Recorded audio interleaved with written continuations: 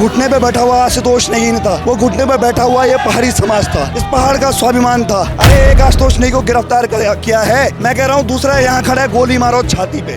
DGP Abhinav Kumar की bite क्या चलती है सत्यमेव जयते पे 9 साल पहले कि सरकार जो है पुलिस को शिकारी कुत्ते की तरह यूज करती है, तो आज क्या उसकी भूमिका में डीजीपी अभिनव कुमार खुद आ गए। कई लोगों के अंदर डर बैठा हुआ है कि रैली में आएंगे तो पति का ट्रांसफर हो जाएगा, गिरफ्तारी हो जाएगी। आप खुद सोचिए कि कितना शर्म का विषय है यदि पत्रकारिता में ऐसे सवाल पूछने पड़े और ऐसे सवाल मन में आए कि डर नहीं लगता। हिंदुस्तान के किसी व्यक्ति को डरने की जरूरत नहीं है, उसके साथ उसका संविधान खड़ा हुआ है। हमारे साथ आशीष नेगी भी हैं, लगातार पहले दिन से अंकिता के माँ बाप के साथ धरने पर बैठे हैं।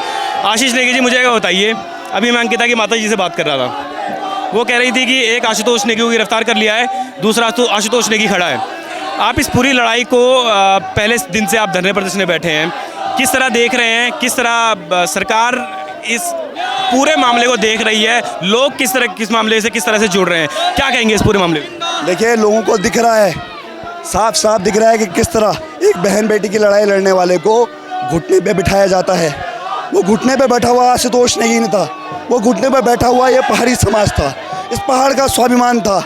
जो बात करते थे लोग कि नहीं झुका सकते, उसको भी घुटने पे बिठाया है। लोगों के अंदर इतना क्रोध है कि आने वाले चुनाव में इनको भुगतना पड़ेगा साहब, ऐसा भुगतना पड़ेगा इन लोगों को। एक समाज से जो पहाड़ी बहन के लिए लड़ाई लड़ रहा था, उसको ऐसे दरिंदगी के साथ गिरफ्तारी करते हैं, ऐसा व्यवहार करते हैं। ये लोग भूल गए हैं किसका प्रदेश है, अब पता लगेगा इनको किसका प्रदेश है। आज तक ये पुल की तारे को अपना मानते आए थे ना, आज समाज बोलता है हमारी बेटी है, हमारी बहन है, हम दिखेंगे इन लोगों को। अरे एक आशुतोष नेगी को गिरफ्तार किया है, मैं कह रहा हूँ दूसरा यहाँ खड़ा है गोली मारो छाती पे, गोली मारो। ये प्रदेश फिर से बलिदान मांग रहा है, हम उसके लिए भी तैयार हैं। ये डीजीपी अभिनव कुमार ऐसे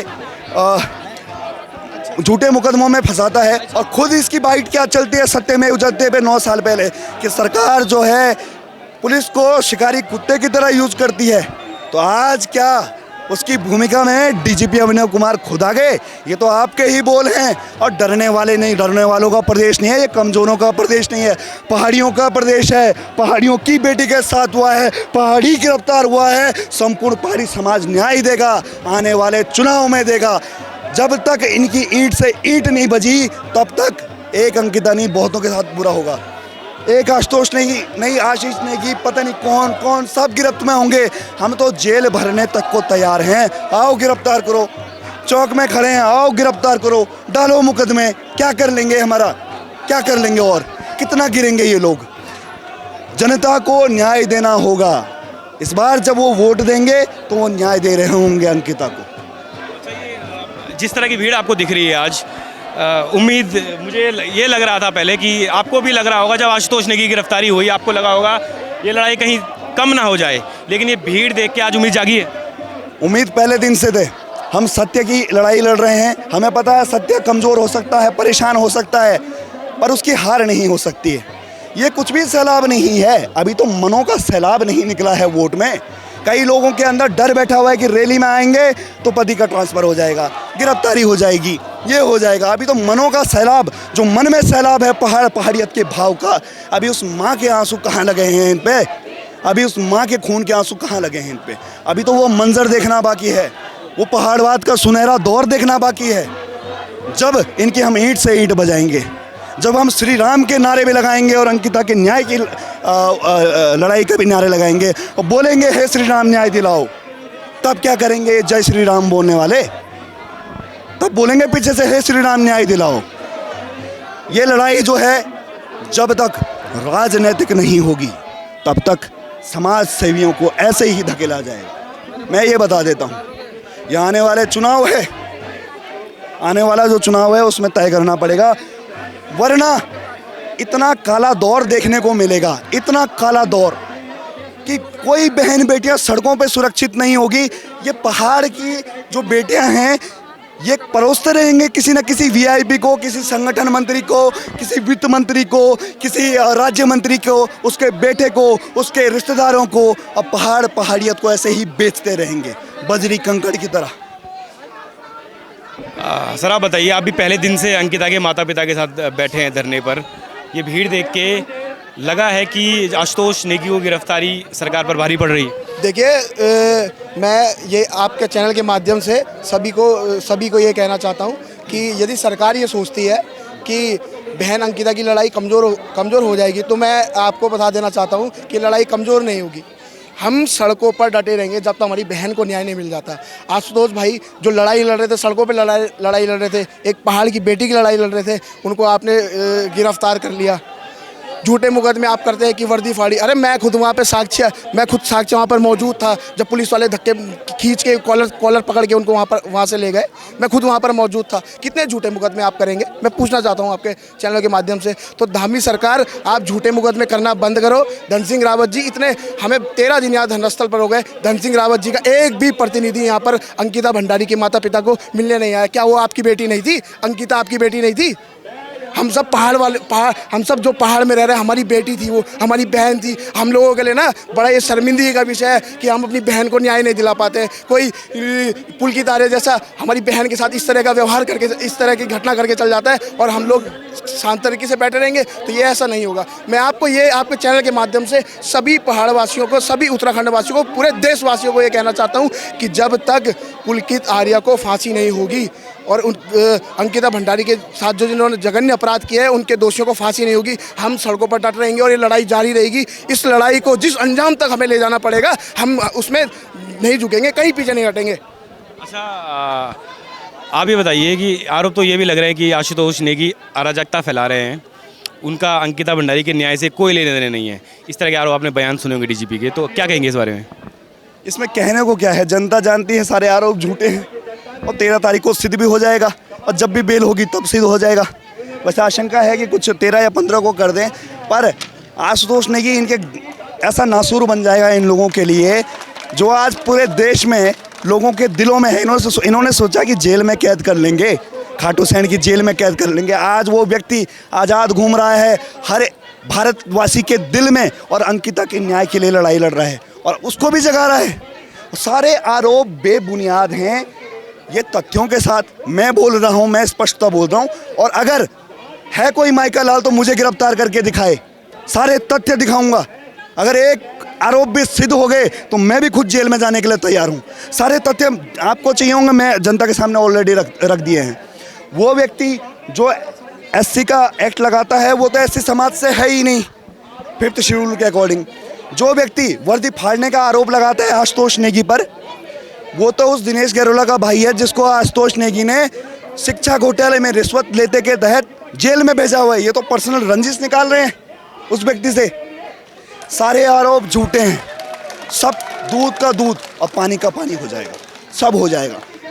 हम सत्य कभी पराजित नहीं हो सकता, सत्य परेशान जरूर हो सकता है और हम परेशान भी नहीं हैं अभी, हम तो लड़ने के लिए बैठे हैं भैया। परेशान, डर नहीं लग रहा है कि जिस तरह का दबाव एक पत्रकार को अगर गिरफ्तार कर सकती है सरकार, तो अंकिता के माँ के जितने भी लोग आप लोग बैठे हैं एक एक करके सबको उठा लेगी? मैं ये कह रहा हूँ कि हिंदुस्तान के संविधान में जो लिखा हुआ है और उसके उपरांत भी अगर किसी व्यक्ति को डर लगता है तो संविधान की बेइज्जती है। आप खुद सोचिए कि कितना शर्म का विषय है यदि पत्रकारिता में ऐसे सवाल पूछने पड़े और ऐसे सवाल मन में आए कि डर नहीं लगता। हिंदुस्तान के किसी व्यक्ति को डरने की जरूरत नहीं है, उसके साथ उसका संविधान खड़ा हुआ है। और किसी को अगर डर लगता है उस संविधान के होते हुए भी, तो वो बेइज्जती है बाबा साहब अम्बेडकर की, वो बेइज्जती है उन क्रांतिकारियों की, वो बेइज्जती है भगत सिंह की। अगर किसी को डर लगता है, हम नहीं डरने वाले साहब, हमें संविधान पे यकीन है। हम क्यों डरेंगे? डरेगा वो जो संविधान पे यकीन नहीं करेगा, और जो यकीन नहीं करेगा तो उसको क्या बोल सकते हैं? उसको देश में रहने की जरूरत नहीं है। इस देश में कोई डरा हुआ व्यक्ति नहीं है। इतना मजबूत संविधान है, कैसे डर सकता है कोई? इतने क्रांतिकारियों ने शहादत दी है, कैसे डर सकता है कोई? हम जो लड़ाई आगे हो रही है डराने की, वो गीदड़ भपकी देते रहते हैं। हम किसी से नहीं डरने वाले भाई। हम ना बिकने वाले हैं, ना दबने वाले हैं, ना डरने वाले हैं। सिंपल सी बात है। मैं राज्य आंदोलनकारी का पुत्र हूँ, हमने खून बहाया है इस प्रदेश के लिए, हम फिर से बहा देंगे, क्या दिक्कत है? हम नहीं भूले हैं रामपुर, तिराहा, खटीमा, मसूरी, मुजफ्फरनगर, कुछ नहीं भूले हम। वो सैलाब अभी भी सब पहाड़ी के मन में है। मैं ये स्पष्ट कर दे रहा हूँ, उस दिन यदि रामपुर तिराहे पे हम बदला ले देते, हमने क्या बोला कि हमने तुम्हें माफ़ किया। एक कमज़ोर कभी किसी ताकतवर को माफ़ नहीं कर सकता। समाज में आपको क्या लगता है, शेर की इज्जत क्यों होती है, हिरण की क्यों नहीं होती है? क्योंकि शेर से डर लगता है। इसलिए उसकी इज्जत होती है। वो डर उस तिराहे पे ख़त्म हो गया था पहाड़ियों का, इसलिए पहाड़ियों की बेटियों के साथ ऐसा किया। आज वो अधिकारी भी कर रहा है जो पहाड़ी समाज से नहीं है, वो भी आज पहाड़ियों का उत्पीड़न कर रहा है। ये कायम करने का पड़ेगा, फिर से पहाड़वाद की ललकार भरनी पड़ेगी। जय पहाड़ जय पहाड़ी के नारे लगाने पड़ेंगे, स्पष्ट बोलना पड़ेगा पहाड़वाद, बोलना पड़ेगा, लाल कलम से लिखेंगे हम पहाड़वाद। पहाड़वाद कर लो यार, जो करना है देख लिया हमने इनकी ताकत। पुलिस है ठीक है, कुछ और करना है कर लो, शूटर बुलाना है करो, लड़ेंगे भाई, नहीं छोड़ेंगे। अब तुमने एक को गिरफ्तार किया ना, बाकियों भी करो, खड़े हैं। ये लड़ाई जब तक जीवन है तब तक नहीं रुकेगी, ये स्पष्ट है। यदि इस जीवन का कुछ मकसद है तो यही है भाई, समाज के लिए लड़ना है। जिस समाज के किसी ने जयकार नहीं बोली, उस समाज की जयकार बोलनी है। और जो लोग अंदर जाएंगे ऐसे निर्दोष पत्रकार, उनके लिए उनके साथ खड़ा होना है, सिंपल सी बात है। आप क्या कहना चाह रहे थे सर? देखिए, अक्टूबर और सितंबर 2022 में उसी ऋषिकेश में 2 जघन्य अपराध हुए थे, एक अंकिता का और एक केदार भंडारी का। दोनों भंडारी थे। जैसे कि डीजीपी महोदय ने कहा कि एक स्वयंभू सामाजिक कार्यकर्ता कुछ एजेंडा चला रहा है। अगर अंकिता के पीछे आज स्वयंभू ये सामाजिक कार्यकर्ता आशुतोष नेगी खड़ा नहीं होता तो न तो ये मुद्दा जिंदा रहता, न आज इसके बारे में कोर्ट में कोई पैरवी कर रहा होता, न उसके माता पिता वहाँ तक पहुँच पाते। आज डीजीपी महोदय इस बारे में भी स्टेटमेंट जारी करे कि केदार भंडारी के मामले में उन्होंने क्या किया। गांधी पार्क में उसके माता पिताजी जब बैठे थे तो उनको वहाँ से भगा दिया गया, उसकी बॉडी आज तक उनको नहीं दी गई। इसके बारे में भी डीजीपी महोदय बोले ना, वो तो पुलिस अभिरक्षा में था, उसके बारे में भी अपना स्टेटमेंट जारी करें।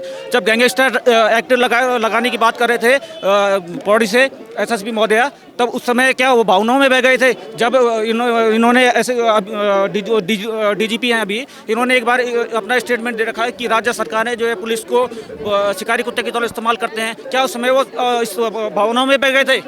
ये भावनाओं में बहने का नहीं। अगर जनता भावनाओं में बह रही है तो आप इसलिए क्योंकि आप संवेदनहीन हो चुके हैं।